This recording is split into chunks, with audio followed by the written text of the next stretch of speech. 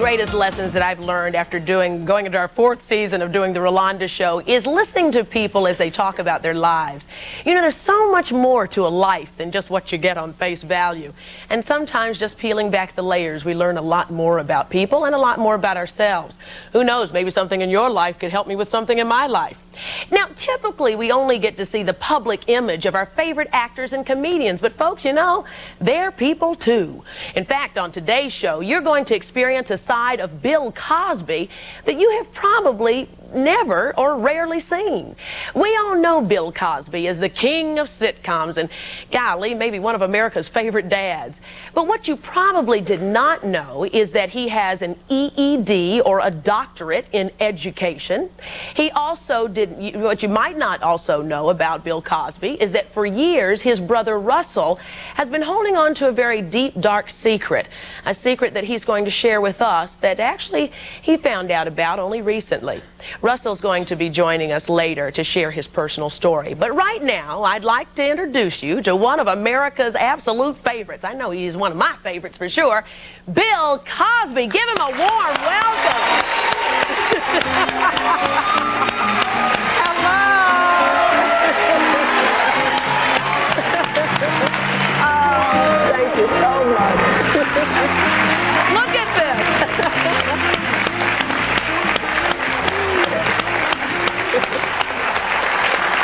Wow, nobody, but nobody. It's getting to the point that at age 59, when they walk out and people stand up, it's sort of like, well, is it time for me to go? You just get this feeling. Anyway, how you doing, country? I'm doing all-star. She's the only person I know who's not on the country station. They say, well, y'all know.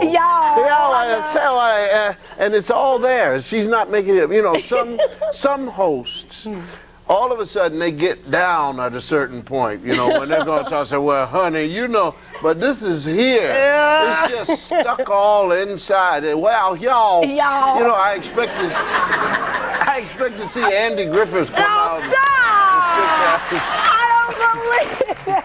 Well, y'all know. Well, what you see is what you get. Yeah, that's just what it is. And also, some Southern women, they watch yourself. That's right. That's right. That lady's from, you know something. You see, they talk to you like you're farther away than you are. And they open their mouth real wide. So, well, what do y'all, somehow the vowels in the South, they say, make your vowels strong. Well, Bill, that's because we grew up in fields and we had to yell across the fields. Yeah. Now, that lady's from North Carolina, too, so now be careful. Well, North Carolina, too? That's Bonnie Plaskett, JoJo Plaskett, who does my hair. That's his mama. Where is she? Right there. Yeah. How? Now, she does not talk loud. No, but I do. She's on the phone, and when I talk to her on the phone, I say, Bonnie, how are you doing? Well, Bill, everything, but you say the thing where we're going here, and I don't know where we're going. Now, but you know something, I didn't know that, you know, everybody knows. You say your name, everybody in the world knows who Bill Cosby is, but few people know that you have a doctorate in education. Well, that's because when I got it,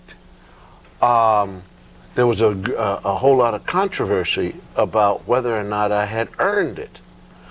And we were at the university, I was at the University of Massachusetts. A man, Dwight Allen, recruited me. And Dwight's thing at the University of Massachusetts was that he was going to turn the educational graduates out who were not of the traditional sense.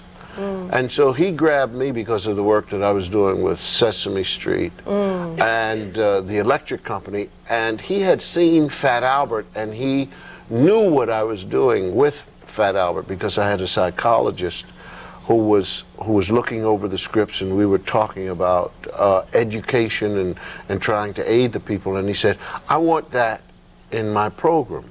So I said to him, well, now listen, you know, when you go to graduate school, you go for certain things. You go to supplement, you know, something that you already have, right, or you go to tell people what you already know. And I said, I don't think anybody there really knows what. He said, don't worry about it. Just do your work and do it the way you would want to. Therefore is the EDD in education and the master's that goes along with it. But there are some people who would be very, very jealous. And they put themselves, the Boston Globe for one, they put themselves in charge of who can be in and who can't. No, the Boston Globe. Right. Okay. So they have this guy, Alex Bean, who wrote an article after Mrs. Cosby earned her doctorate, and Mr. Bean thought that this should not really happen, and along with it, Mr. Cosby shouldn't be in there. Well, why would he say that? Well, huh? Why would he say that? Because he's a fool. but he admits that he's a fool. One thing to be one, another thing to admit you are. Mr. Beam and I were talking over the phone, and I was asking him what his problem was with Mrs. Cosby and why he hadn't checked certain things. And he said, well, you see, I write a column, and then he admitted that and I have a witness because I think David Brokaw was on the phone with me, and he admitted, Mr. Bean, that he had taken on the subject, something of science and space it might have been, that he knew nothing about and wrote a negative article on it. So he was taking great pride in the fact that he didn't have to really know what he was doing. His job was just to be negative. So I accepted But you know, there are lots of things that the tabloids and the newspapers can say about a big star like you, but it seems that when they tried to strip you of something that you earned in terms of education, that seems to have gotten your ire up a bit. Well, it bothered, but I'll tell you what really bothered me was when the Globe came out about 2 weeks ago, or 3 weeks ago, and said that I had gone to the hospital, had some polyps removed from my colon. And we tried to tell them that no such operation had happened.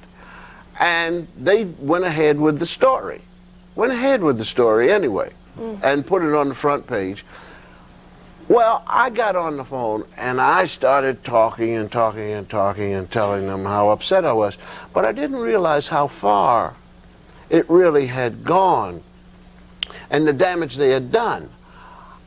Because my acupuncturist, Dr. Jin, called, and she was literally shaking and weeping because we had gone on the Kathy and Regis show, and she had given acupuncture. And one of the things that I wanted to show people was that you can also get it for the prostate, or as some people call it, the prostrate. And she was doing that, and I do believe what she has done for me has literally dropped my PSA. Along with seeing the urologist, Dr. Holden, they worked together on this to keep this thing soft and wonderful.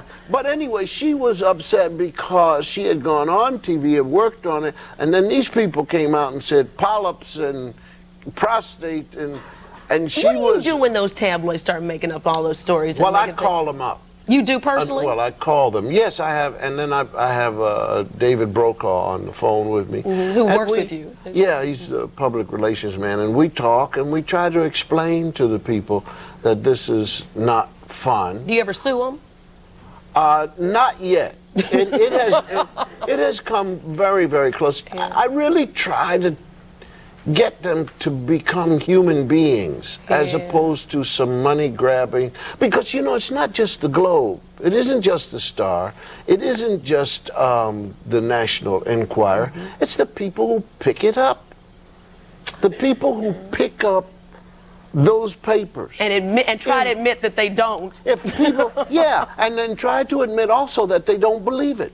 Wow. Well, here. Well, I read it, but I don't believe it. Well, how could you read something you don't believe? You know, well, now we all know you do have your EDD, that you do have your doctorate, and you do not have polyps. When we come back, Bill Cosby is also going to share with us. You know, you've come. That's right. That's right. I had to figure it out. You know what I heard, and I can't believe this for now such you go on tabloids. Did you drop out of high school? I sure did. We're going to talk about Not that. as fast as I wanted to. Well, wait. We're going to talk about that and also meet Bill Cosby's brother, Russell. He was the inspiration for the character that many of you may remember on the Fat Albert series. We're going to take a peek back at Fat Albert, too. For years, Russell did not understand why he was having difficulty learning. He's going to share his discovery with us right after this. I can't believe you're gonna lend me the money for the movies. Who said anything about lending you money? I don't get it. I said no problem, because you already missed the movie. We were just coming out. That does it, Russell. You've had it. But there's no school tomorrow. That means we could be staying out late and having fun tonight. You never have to worry about school the next day. Huh? You always got no class. You know, I grew up on Fat Albert. I used to love that Fat Albert. And believe it or not, the character is modeled after your brother Russell. Was that an educational show? Would you call that an educational show? That's what my doctoral thesis was based on, yes. Really? Sure. Sure. Are you telling me that? Well, I guess it was true because your thesis was about Sesame Street and the fact that you could use television to aid teaching. Make learning fun. I think that's what they used to say back when Sesame Street was coming out and all those shows. Well, yeah, as opposed to I don't know what. But it's a very difficult medium to go into and try and you have this box, and the box doesn't know who or what it's talking to, and the box doesn't care. So if nobody's in the room, you turn the box on, it's just going. That's right. And there's no human being like that. All right. We get a lot of heat being in television. People always expect us to be very educational and very informative. Do you find, but you take the position you should be. Well, sure you ought to be. I mean, you ought to also respect your audience.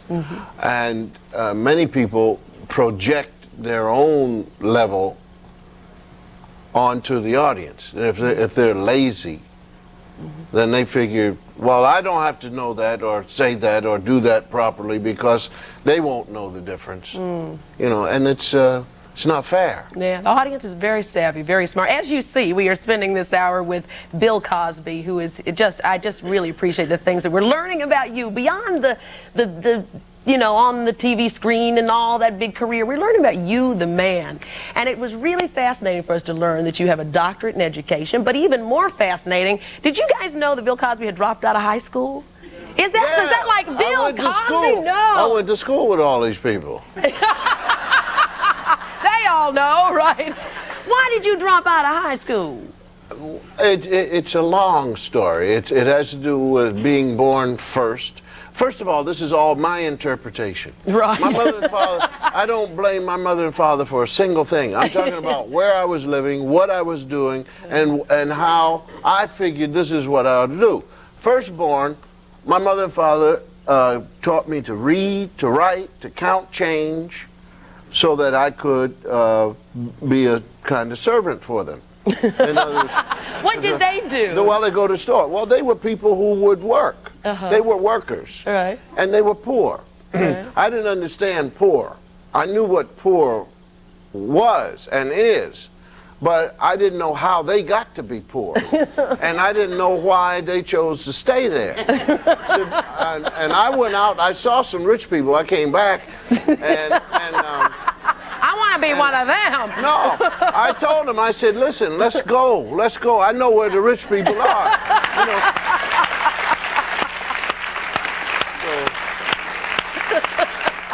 Well, you certainly enriched our lives. I remember I used to sit and laugh as a kid listening to your albums.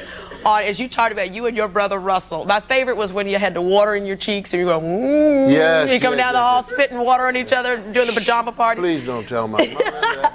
Well, she didn't know how the water got on the floor. And the belt. Yes. You and Russell would get Dad Yeah, see, and the belt. I was brought up, and Russell and I and Bob, we were brought up at a time when there were no psychiatrists. So No there was, talk There was shows, no no- such thing as child abuse. But getting back to the high school thing, so I figured that I was supposed to play. So then they had Russell. Well, first they had Jimmy. Jimmy died. Oh, I'm sorry. And he was a year younger. So Jimmy died, then came Russell, then came Bob. But those of you who were born first understand that your parents teach you, and then the next thing you know, you're in charge of these people. So they, I'm the firstborn. yeah, and you have to look after them, and they're going off, and you keep saying, but this is not my child. You know, I want to play, and they don't treat the second and third born like they treated the first. I could wander off anywhere. All I had to know was my name. I remember the only thing, the one thing I remembered was slice it thin. That's all I remember. Because I would go to the store, anything my mother wanted, slice it thin. So I want a quarter-pound bologna. Let's get your brother out here. Russell, please come join us. This is Bill Cosby's brother, everybody. Russell. And I'm gonna sing a song for you. Hello. So nice to have you. Come on, enjoy. Come tell us everything.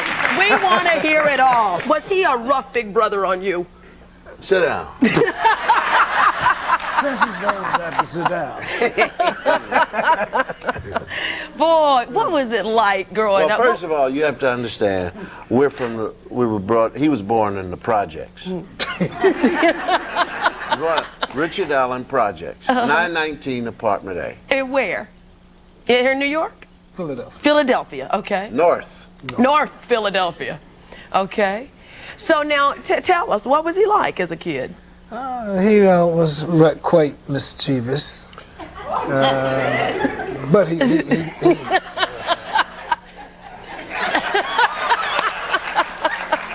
There are all these people out there.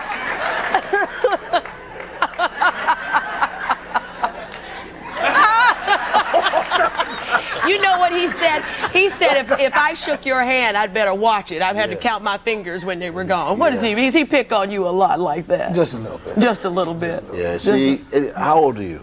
54. 54. He still got that thing that my parents let him have. When they come second and third, they know how to do, yeah, I'm the one.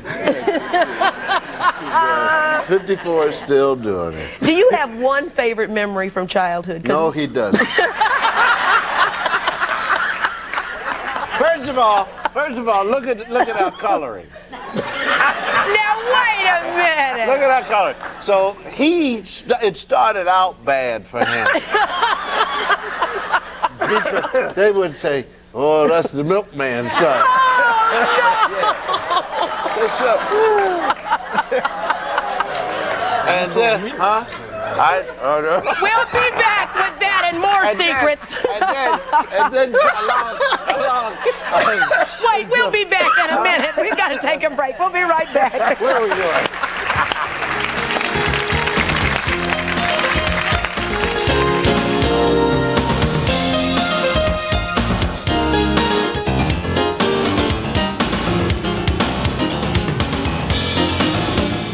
Oh boy, have you ever done a show where your jaws are already hurting from laughing so much? We are having such a great time today. My guest in the studio, Bill Cosby, and his brother, Russell Cosby.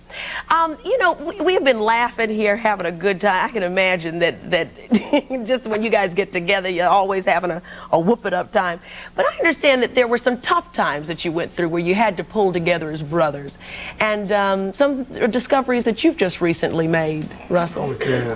When I growing up, it was rough, and there's 6 years between us.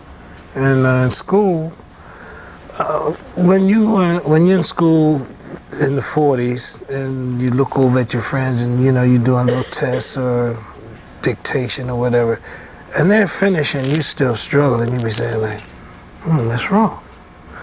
So teachers said, passing your work, you're passing your work.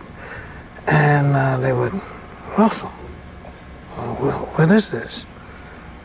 I said, I'm finished. Because I want to be finished with the rest of my friends.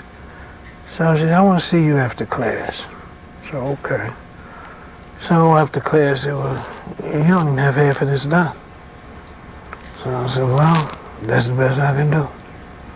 And it went on like that for 5 years. And then the way they used to teach you how to read was by pictures. And they would say, like, can I call the book name? What was the book? And they had these pictures, and they said, well, what is the dog doing? And I would look at it, well, he's jumping. Yeah, that's the word, jump. So this went on for like 5 years. So when we moved to Germantown and went to another school, and reading, there was a whole page full of words, so I was flipping through it. So the teacher, what are you looking for? I said, I'm looking for the pictures. So for what? I said, you know, too many words here. I don't know what all this is saying. And so they sent me to reading class. So what it looked like is you hadn't been reading all along. You'd just been describing the picture. Right. And then when the pictures went away, and you were stuck with the words. You didn't know anything. No. What did they say to you? Was it that, did they say you just don't want to learn? Did they say that you're trying to be difficult? They said, well, they had a reading class. And I needed it real bad, so they sent me to reading class. And the instructor was like, they couldn't have taught you how to read like that. I said, well, I told them the book. And they said, well, this is what you're supposed to do. So as they were trying to teach me how to read, they said, it takes you a long time. I said, why does it take you so long? And I said, I'm trying. So it wasn't until recently, after all those years, and I want to go back to some of the more difficult times during those years, but it was only how long ago that you discovered what? That it was dyslexia. I was 52. 52. Right. That it wasn't until you... I never even heard of the word. That was 2 years ago. Well, he's always been slow. Right. Now, wait a minute. You probably heard that all of your life. Oh, yeah. Oh, yeah. Right. You know, people say, you know, first the teachers, they get to talking, you know, and then finally some other students figure out, well, you know, Russell, he can't keep up with us. And kids used to play games like we come home and say, how you spell sky? And they would get to me and I'd be like, oh, well, I'd be looking around. Say, you don't know how to spell sky, do you? Boy, you dumb. So, and that's how the friends started. So did you ever finish school? Did you ever complete? I went to night school. I made it to the 11th grade. Not really 11th grade, but I guess they got tired of me coming to night school. Right. Well, you know, it was interesting because backstage we were talking about dyslexia.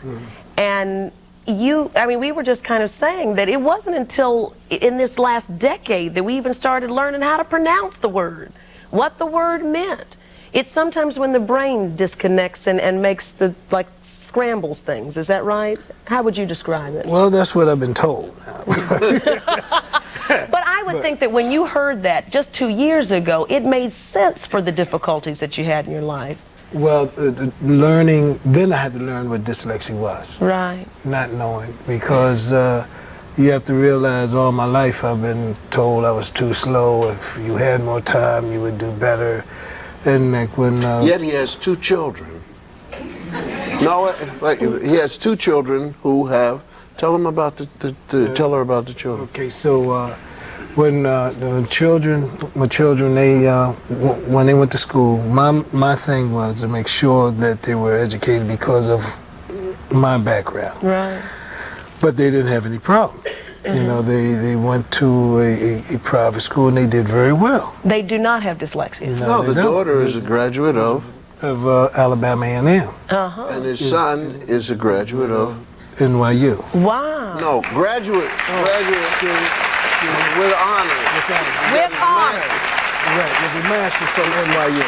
Wow. My nephew Kenneth, who is his son, not adopted, from his, not the milkman's, you know, has his master's, and he is an honor student in writing, and he's teaching at USC. Wow. So whatever this passing on of whatever, and of course his wife would have something else to do with it. But the important thing is, in those days, see, it was sort of like Oliver Twist.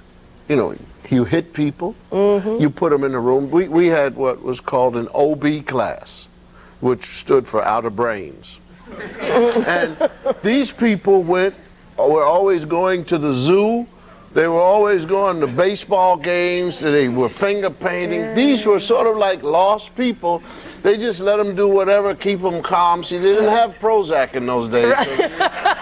They just took them to the ballpark and did things like that. We call it dumb class. And so Russell is dumb. You are dumb. And the kids play with somebody like this. And everybody's dumb. And what that does to your emotions, and what that is when all it is something really to be dealt with that can empower your life, called dyslexia. Let's talk more about it, because there could be a lot of you out there who are wondering if maybe you have dyslexia, wondering why your child is bringing home bad grades. It could be dyslexia. You're going to learn more about that. Bill Cosby and his brother Russell are going to help us understand a little bit more about something that you can take control of to empower your life. Up next, we're also going to meet some kids who are going to share their pain and the criticism that they received from other children, and even teachers who don't understand that they learn, but they learn in a different type of way. Help us stay tuned as we learn about dyslexia. We'll be right back.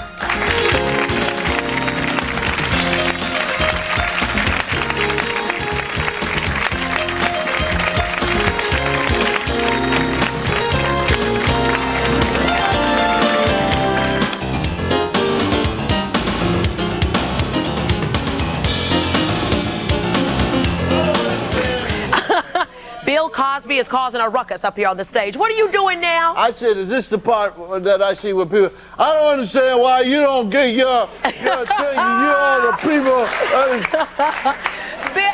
Bill, you know something? We're not that kind of talk show. Oh, good, okay. We are not that kind of talk show. Thank you for that applause. One of the things that we love to do on the Rolonda Show is talk about families, talk about being more empathetic to people, talk about caring for each other a bit more. And I appreciate the fact that Bill Cosby could have come on this show for 1 hour and talked about 50 million different things. As we know, Bill Cosby could talk about his commercials, Jell-O. He could talk about the new sitcom. He could talk about Camille, his beautiful wife. He could talk about anything, but what he decided to come and share with us is to talk to you all about Russell and his wife and their 2 children. No!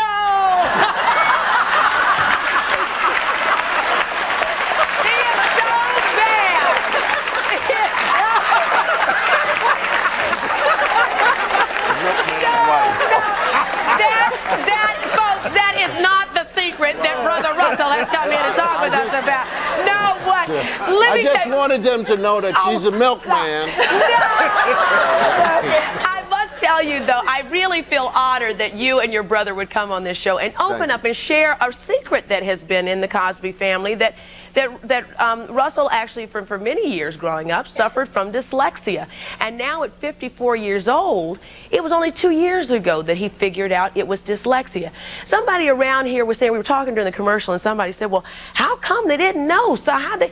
Well, because back then, folks, we didn't even say dyslexia. I mean, many of us just learned how to pronounce it in the past 10 years. We weren't looking beyond just the obvious, and that's what we like to do on this show, is kind of look at things that, things aren't always the way they appear. Our next 2 kids could tell us that. Scott, who is 10 years old, and Clark there, who is 14. Things aren't always what they seem, are they, guys? When you talk about dyslexia, you're suffering from the same thing, right? Yeah. Yeah. What is the one thing that you do that people don't get it? I mean, like, explain to us what it's like having dyslexia and from your side, looking at the world dealing with you. Well, it was tough for me at the beginning when I didn't know I had dyslexia, and I was really scared what would happen to me because I didn't know what it was or anything. And then I just found this community school, and it was just great. I'm doing great now.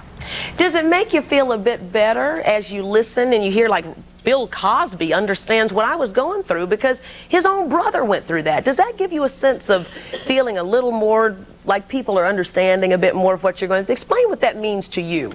Yeah, actually it feels better that there's other people like us, that I don't feel like I'm just the only one that feels a little dumb or something like that. I mean, I feel better that there's other people just like me, and I'm not the only one that get teased sometimes. Right. Tell me about the teasing. What do people say? I mean, I think all of us have been teased at one time or another, and we never, ever want to feel that again. Tell us what you had to go through. When I went to public school, because I wasn't so good at reading and spelling, that people will call me dumb, and like, I can't remember all the other words, but I was like a genius at math.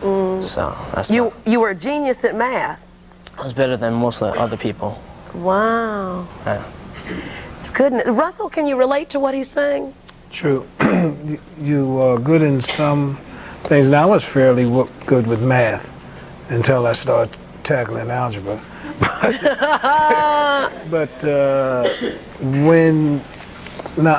Dyslexia, I'm a visual learner, hands-on learner, and I need repetition.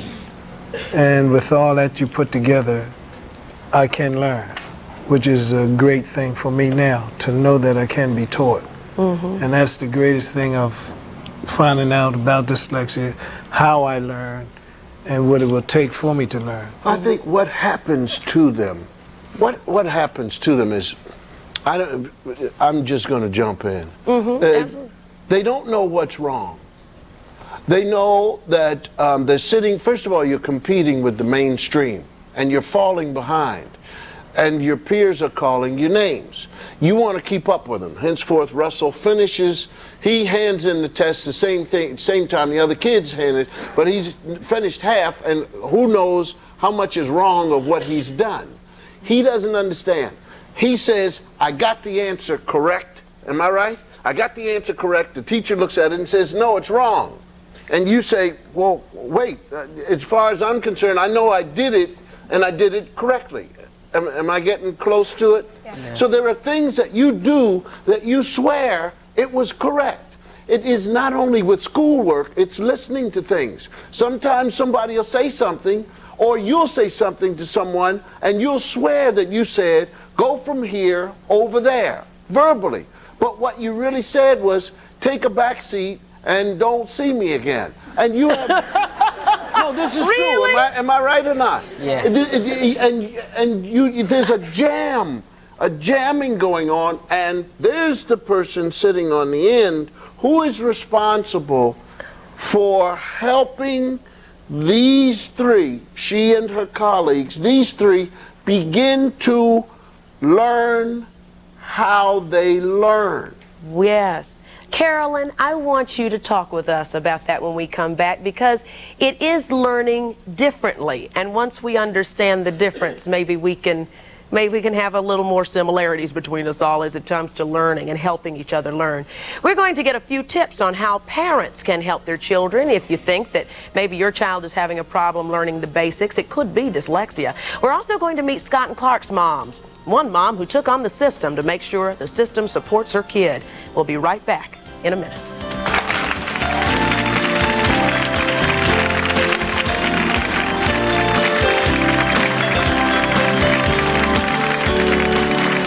Cosby's brother Russell sought help for his dyslexia. He went to Landmark College in Putney, Vermont. It was there that he met teacher Carolyn Olivier. Carolyn is co-author of the book entitled Learning to Learn, which outlines ways to teach every child. We say the word dyslexia, and everybody gets the idea that it's a learning disorder. But explain to us exactly what dyslexia is and how it affects people. Well, inside, we're all as different as we are outside. Our eyes, our hair, our skin, all shows enormous variation. That's what makes human beings such a rich and wonderful resource. And we're the same inside. And the way we learn all different things. For example, the way we listen to sounds, the way we categorize them, the way we attach meaning to them, the way we find those meanings when we want to express ourselves. All of those things are done differently in everyone. And for those people who have a particular difficulty in learning some aspect of language, and often it's listening to the sounds within words and the very early things that happen as you start to learn language. Often that's seen in young children with dyslexia. So it's just a bit different. I know that during the commercial, Bill, you were saying that sometimes it's even in answering the telephone. What did you mean by that? Is that an example for Russell? Or? Her example, what you hear, and then what the connection is, that synapse. Sometimes there's a drop-off, and you don't get it all. Or the fact that you have your short-term memory isn't working. And it isn't working not because you're concerned with other things, it just drops off. So you can't remember. Well, when we all deal with each other emotionally, you have some friends who have already patterned themselves after why they can't read, why they don't want to, and so they have a special way of being what we call immature. So we pattern ourselves and we say, well, what's wrong with you? Why can't you remember that? Why can't you get into it? And everybody else can. I don't see. And then that person begins to do things to cover that up. And the worst thing is when your own parent looks at you and says, you're stupid. I mean, have you gotten to a point where that becomes a concern about it? I think that's why we wanted to talk about dyslexia today, so it could be recognized. Did you find that? Well, my parents never called me stupid. My mother, she did all what she thought she could do at that time. Because you have to look at, I was having a hard time in the 40s, 50s, and on. And everyone has always told if he had more time, he would be all right. It's just like when Bill would help me with my assignments, he always took his time, and when anyone would take their time with me, I've done well.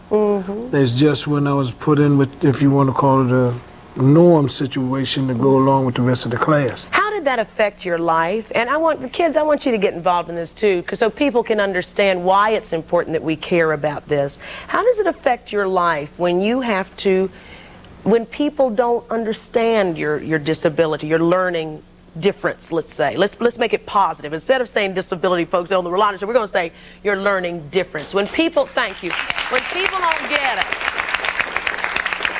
what does that do to your life, affect you when people don't recognize your difference? Well, it'll make you go into your own private shell, because it comes to be a point where you get tired of hearing that you're too slow, because you're trying to figure out why does it take you so long, because you don't know. And your so-called friends don't help you, because then you come to be a big joke around them. So you start building the shell, and then when you continue to try, it always comes back to the so-called norm. But out of my whole academic time in school, I might have had about 4 teachers, honestly, that took their time with me, and I done well in all their classes. And that would confuse me. I said, well, if I had time, I would be able to do well, which that won the situation in school. Scott, I see you shaking your head there. Can you relate to what Russell said there? Yeah. Tell me a bit. Well, when somebody doesn't notice what my disability is. Your difference. Yeah, my difference. I wish, just say if I was in my normal school at Calhoun and no one noticed and I was having trouble, I wish they would, so they could help me. This seems to be touching your heart a bit. That's okay. Because you know something, there are a lot of other kids who are dependent on you to talk out for them. But the problem is that we don't really want it to be something that we can touch with him.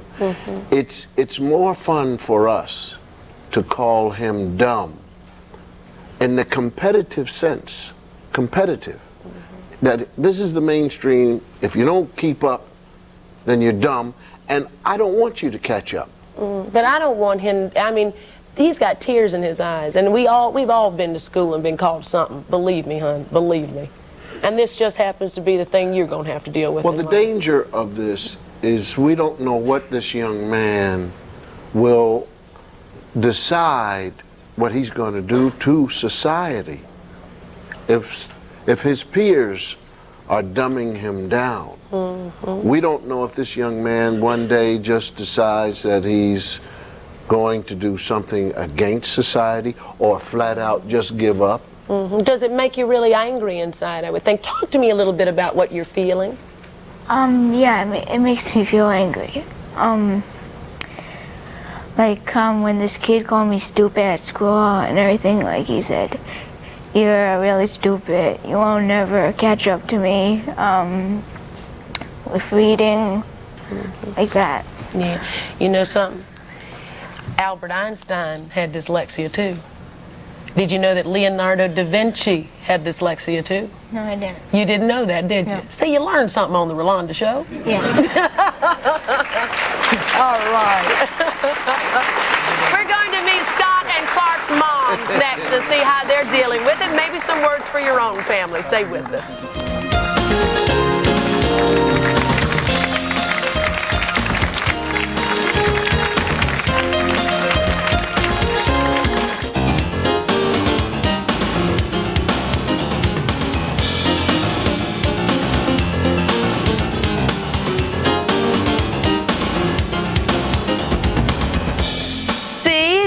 Amazing. We were just talking about some of the famous people in life who have suffered from dyslexia. You saw Albert Einstein, Leonardo da Vinci, Thomas Edison, some more for you. Rockefeller, Eisenhower, let's see, we had Thomas Edison, General George S. Patton, Sir Winston Churchill had dyslexia, and President Woodrow Wilson. Now, these were folks before we had programs and landmark colleges to deal with this, and Bill Cosby's and Russell Cosby's and Clark to come up here and talk with us about this. Let me introduce you to Scott and Clark's moms here. Now, behind every good child, there's a good mother. Come on, stand up and talk with us. This is Scott's mom, Susan Ingram. Ingram. Okay, Ingram. Yeah. And Clark's mom, Eileen O'Kane. And Eileen, I understand that you are also dyslexic. Yes. Is that right? Yes, I am. Is dyslexia hereditary? It is. There's 3 of us in my family of 8. And my mother, a teeny bitch, don't watch Mom. But you're talking 3 generations. That we know of. Yeah. Did the generations have dealt with the issue very differently?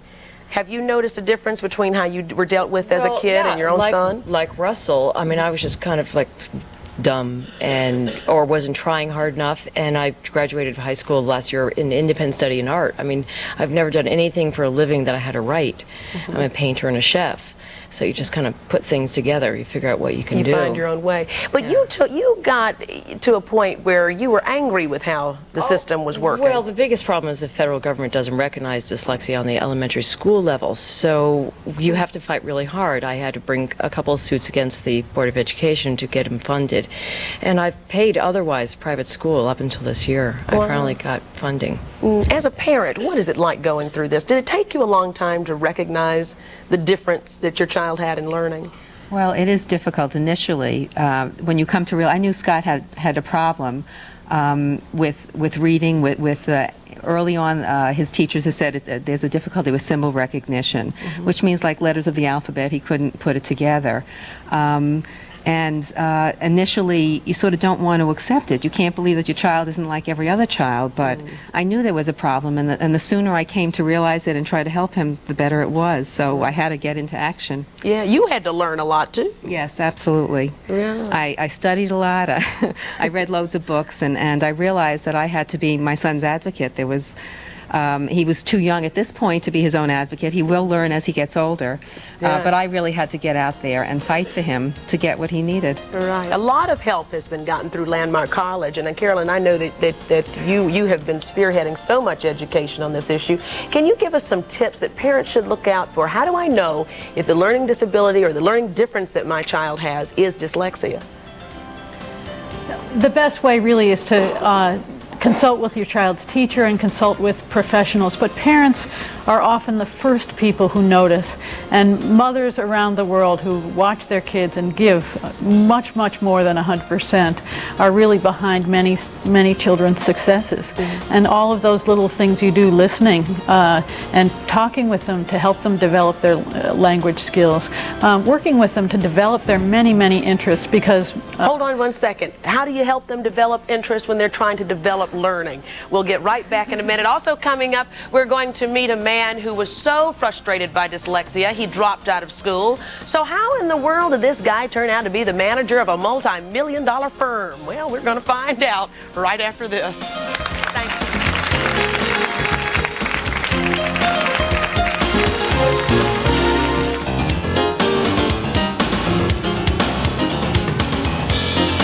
God, you look great, Clarissa. Why don't you introduce yourself? You are at Landmark College, right? Yes, I am. Okay. My name is Fernando Shabaznia. Okay. And I'm a second-year student at Landmark. All right. What did you want to say? Because you were really impressed by something that happened here. Yeah, in a break you were talking about, could you really give me an example that would get me right here? You know, yeah, I always say, put it where I can get it. Yeah. You know, just don't talk medicalese. Yeah. Tell me, put it in human terms. Well, we tend to be like concrete thinkers, and so what I was thinking about, well, how can I make more people understand how it is to be dyslexic? Right. And the best way is, if I could ask everybody that has glasses, take them off. Glasses, take off your glasses. Take off your glasses. And that's a concrete thing. Now try to read that teleprompter. Not only go read that teleprompter, but go read the newspaper. And when you're on the freeway, make sure you get off on the right exit. And go through your life without this. And that's what, in a sense, Landmark is. That's the kind of thing to make people understand that that's maybe a more concrete way of understanding that you might need something just to do something everybody else needs. And everybody's like, well, why aren't you doing it? You know, it's as if the education system said, hey, you don't need glasses, you know, or they didn't know that there was a need for glasses. Yeah. What would it take us to be more sensitive to that? How can we better recognize that there's a child who might need help, or not even a child, it may be a coworker that we might need to help? How do you do that? How do you recognize it? Is it that easy?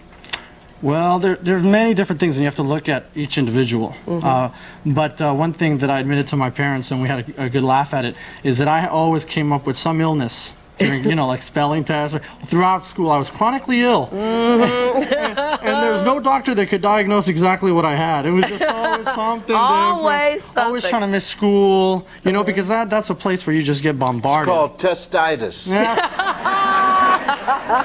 Let's talk about some other tips for parents. Any others that you can think of? Parents, you may have some. Students, you may have some. This whole row here are folks from Landmark College. And you know something? It's something like you can't look at someone and say, oh, you're dyslexic. You know? So a lot of it depends on your recognizing that within yourself and taking control of problems that you're having in your life. Would you say that?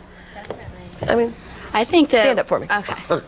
I'll stand up. I think one of the most difficult things about having dyslexia is that it's not a visual disability. It's not like with someone who has cerebral palsy or Down syndrome or something like that.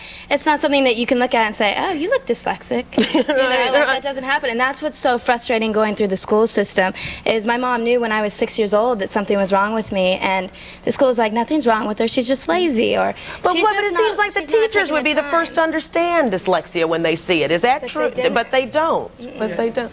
If they've never experienced it, you know, it's very difficult for you to understand something. I haven't been in that environment with it. I haven't been in that environment. It wasn't until I went to Landmark College that they even realized what was wrong with me, or that I learned for the first time that I had dyslexia.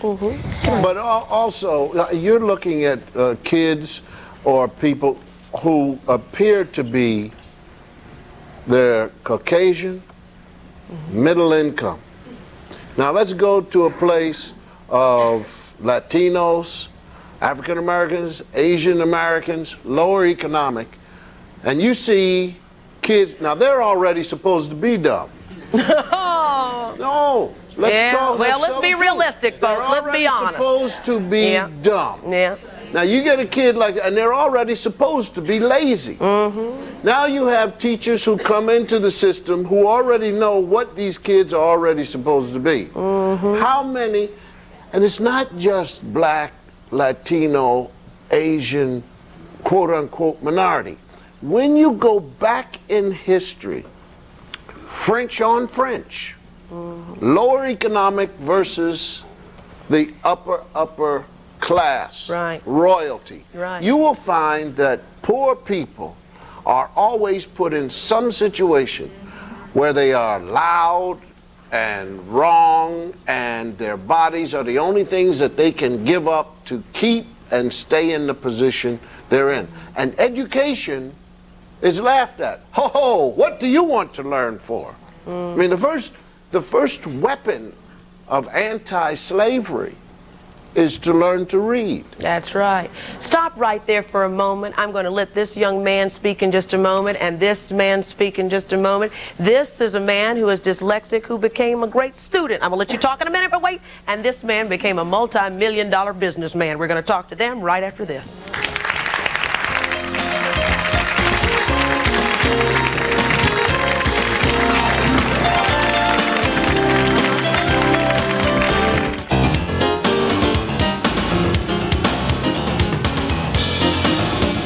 Quickly, the student. Go. One thing that I got to recommend to parents is that dyslexia, ADD, or ADHD is a gift that we're all given, and that we must learn to adjust, adapt, and overcome to maximize our potential. Don't ever be limited by being stereotyped or being labeled. You've got a gift, take it, run with it. Go for it. Thank you. Absolutely.